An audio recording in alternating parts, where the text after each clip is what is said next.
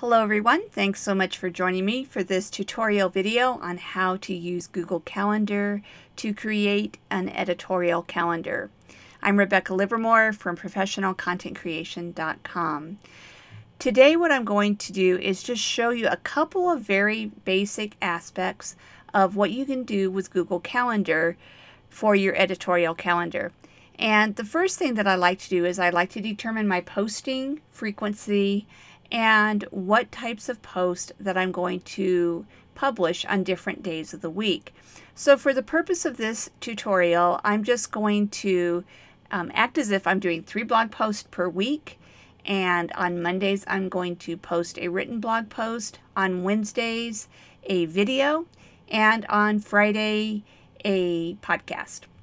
All right. So what I'll do is, first of all, I just go to a Monday date. I click on the calendar. And first of all, I have more than one calendar, and I want this to go on my professional content creation calendar. So I'm going to select that from the drop-down menu. Edit the event, and notice that it says Untitled Event. So what I'm going to put in that place is the type of blog post that I'm going to write. And in this case, it's going to be, since it's Monday, it's going to be a written blog post. The default is all day, which is fine, or you can set it at a specific time if you want. But the key here is to put repeat. And the default setting is pretty much the way that you want it to be, unless you're going to do every other week or something. But every week I'm going to do this type of blog post, a written blog post. So I just leave all of the default settings in there. But you can play around with those a little bit if you want to switch it up. For example, if you wanted to repeat every 2 weeks or whatever, you could do that as well. And then you just click on Done and then Save. And you can only see a couple of posts here because the rest of them are outside of the video that's being captured. But every Monday it now says written blog post on my calendar. Okay, so Wednesday I am going to do a video post. And so again, I will just put in, instead of entitled event, I'm going to put video post, repeat, done, and save. Friday, again, I'm going to choose the right calendar, edit the event, and I will do on Friday a podcast episode. And I accidentally copied a little more than I wanted to, so let me take that T out of there. And then just repeat, done, and save. Okay, now I have the basic framework in place, and that is written blog post on Monday, videos on Wednesday, podcast on Friday. And that's a start, but obviously I want to be more specific than that. I want to put in the exact titles.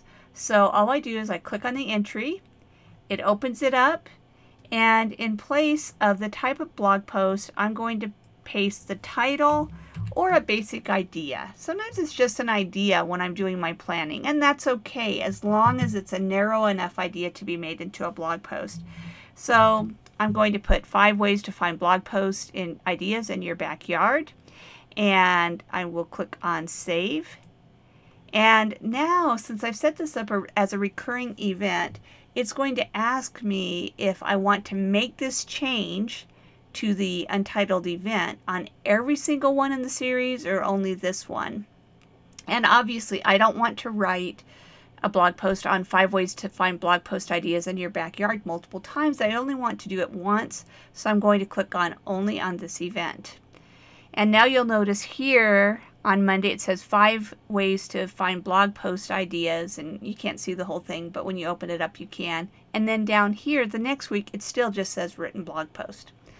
Alright, so I'm going to do the same thing with the video post, and I want that video to be, see, how to create a personalized bit.ly link. So I'm just going to paste that in there and click on Save. Again, only this event.